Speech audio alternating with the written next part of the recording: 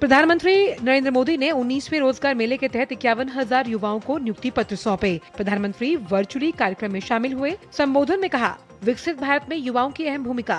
नियुक्ति पत्र देने के बाद प्रधानमंत्री ने अपने 5 देशों के आधिकारिक दौरे का भी किया जिक्र। कहा, नीदरलैंड के साथ सेमीकंडक्टर, स्वीडन के साथ आर्टिफिशियल इंटेलिजेंस और इटली के साथ रक्षा क्षेत्र से हुए एग्रीमेंट का देश के युवाओं को मिला पूरा लाभ।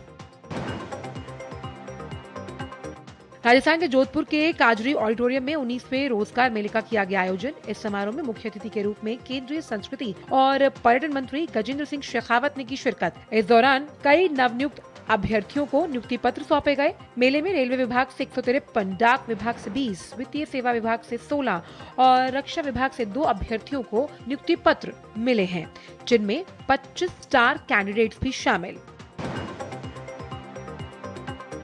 रूस यूक्रेन युद्ध और स्ट्रेट ऑफ हॉर्मुज संकट के बाद पूरी दुनिया ऊर्जा संकट से जूझ रही है।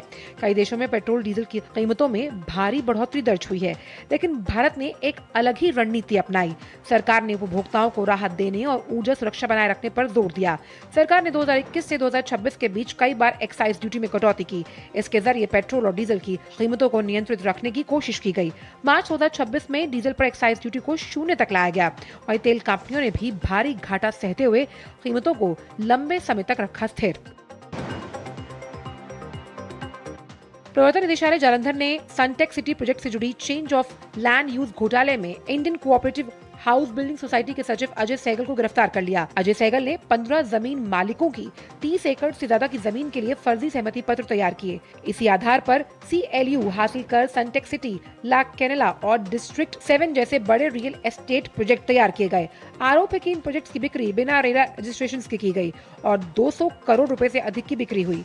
सरकारी अधिकारियों की मिलीभगत से कई डेवलपर्स ने बड़ी अवैध कमाई की और किसानों के हितों के खिलाफ ये घोटाला हुआ।